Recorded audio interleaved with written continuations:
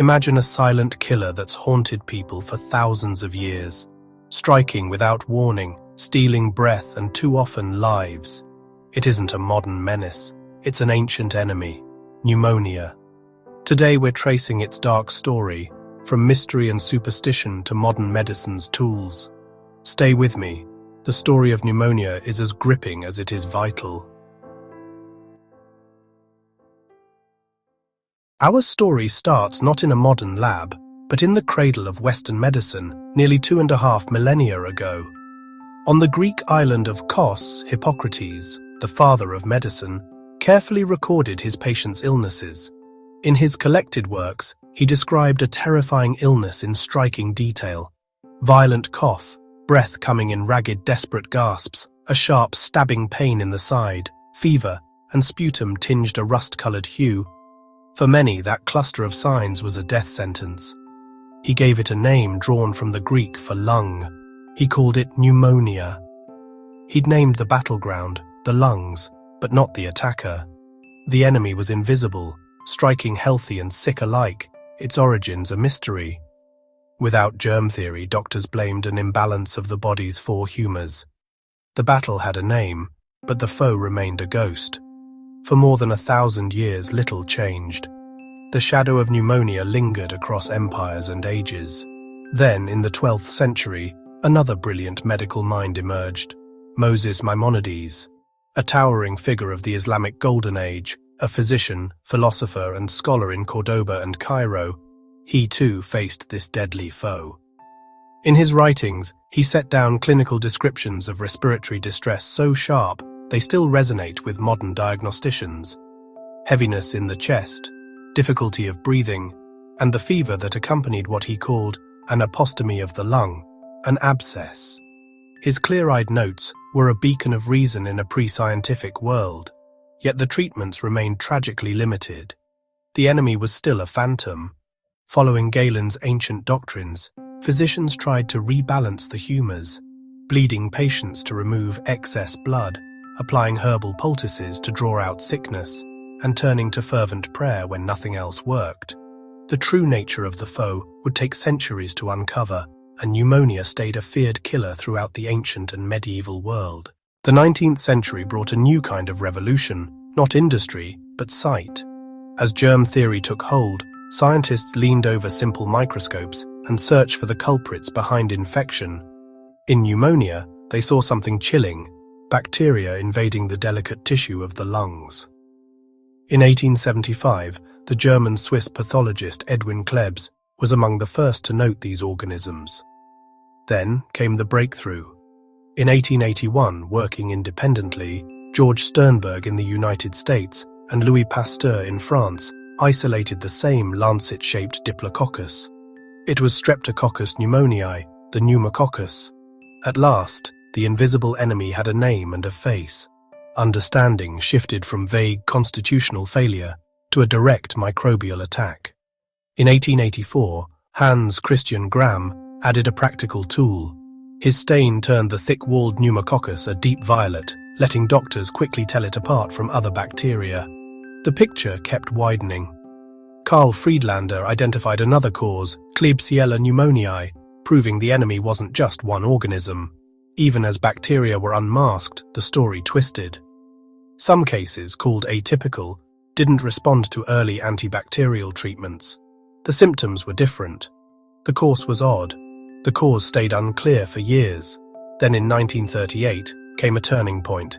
Doctors confirmed that viruses could also cause pneumonia, independent of bacteria. The battlefield changed overnight. Bacteria like pneumococcus still led many cases, but viral agents opened a second front, and they couldn't be seen with a standard light microscope.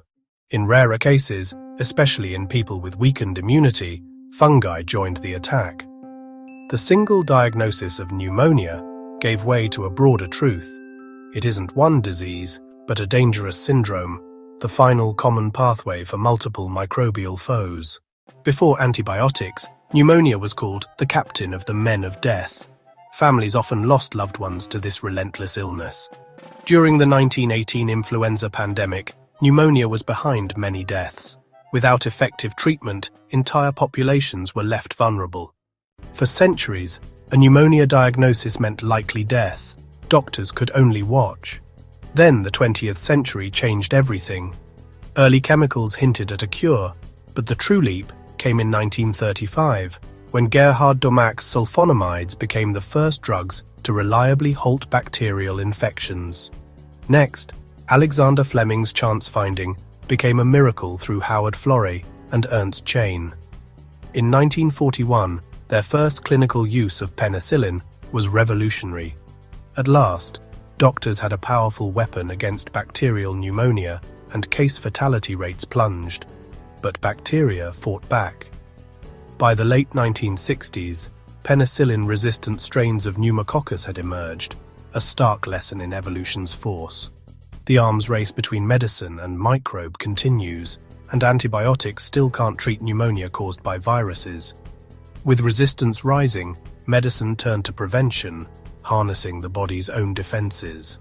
The first adult pneumococcal vaccine arrived in the late 1970s, offering vital protection for older adults and other vulnerable people. The biggest breakthrough came in 2000, the pneumococcal conjugate vaccine, or PCV, for children. It sparked strong immunity in infants, the group hit hardest.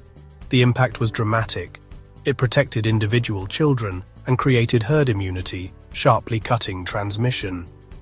This single public health advance has saved millions of young lives worldwide, turning the tide against an ancient foe. Yet the enemy adapts.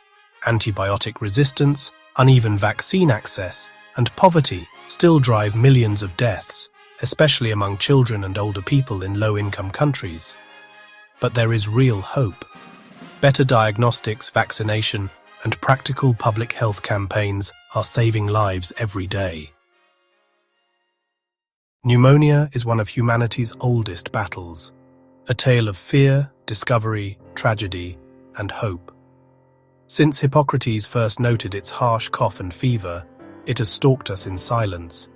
For centuries, it was deadly and misunderstood when medicine had few answers. Step by step, our understanding grew.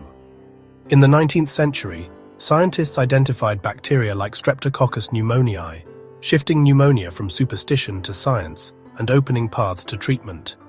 Even then, it remained a leading killer, captain of the men of death, especially during pandemics and among children.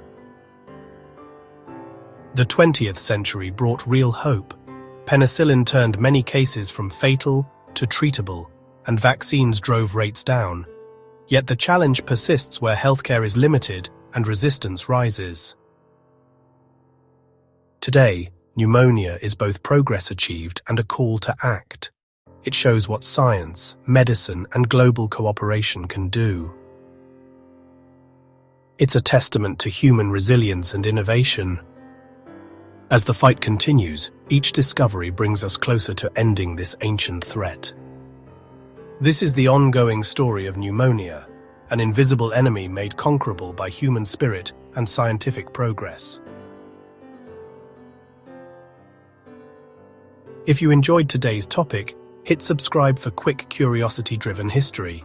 Share your thoughts in the comments. Your idea could inspire our next video.